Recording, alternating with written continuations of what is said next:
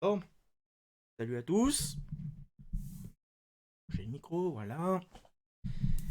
Voilà. Bon, ceci n'est pas un unboxing, c'est un reboxing.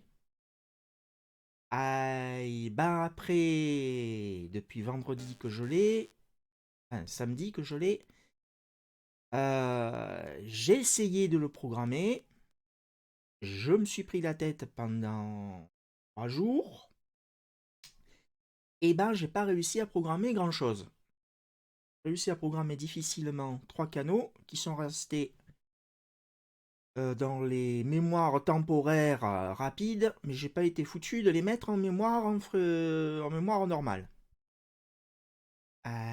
Déjà, il n'y a pas de VFO, donc pour chercher les fréquences, c'est plus compliqué. Il n'est clairement pas adapté à un marché français. Je ne le conseille pas à des utilisateurs européens, donc français. Pour l'instant, la France n'a pas fait le Brexit, donc on est en Europe. Je ne vais pas dire que c'est un mauvais poste, pas du tout. En réception DMR que j'ai pu avoir, c'était très bien. J'ai eu un gros problème. C'est aussi un petit peu pourquoi ben, je le laisse.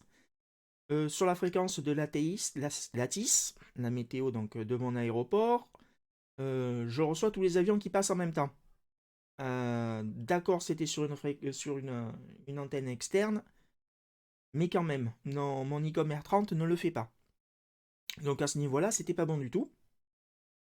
Et donc en programmation tout basique, même avec le logiciel Sentinel, avec le logiciel de Butel, qui est quand même un peu mieux que celui qui est fourni par l'Uniden, c'est la misère.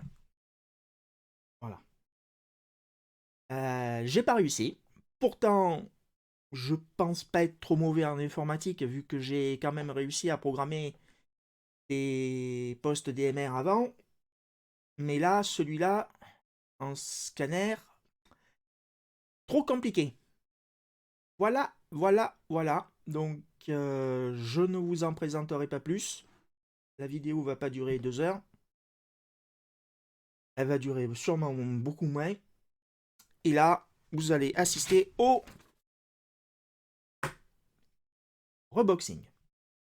Ça me fait chier, sérieusement, parce que j'avais basé plein d'espoir là-dedans.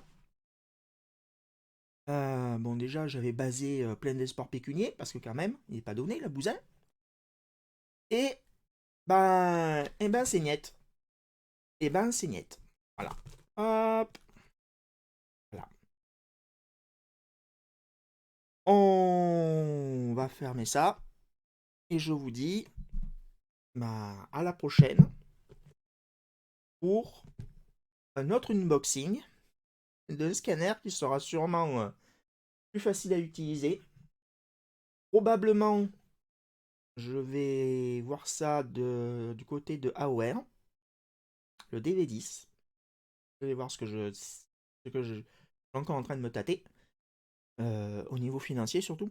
Le prix est un petit peu plus cher quand même. Et je vous donnerai des nouvelles. Voilà. C'était la présentation très rapide de l'Uniden SDS 100. C'est sûrement un très bon poste pour les États-Unis et le Canada, puisque vous savez, aux États-Unis et au Canada, les bases de données sont publiques, donc il suffit de les ajouter via l'ordinateur, ça va très vite. Ça se fait même automatiquement avec le poste. Mais chez nous, tu peux te l'arrondir. Il faut les ajouter à la main et c'est la misère. Voilà. Ouais. C'est le stream c'est la vidéo de la désespérance. Allez, sur ce, bonne journée, bonne soirée à vous et à la prochaine.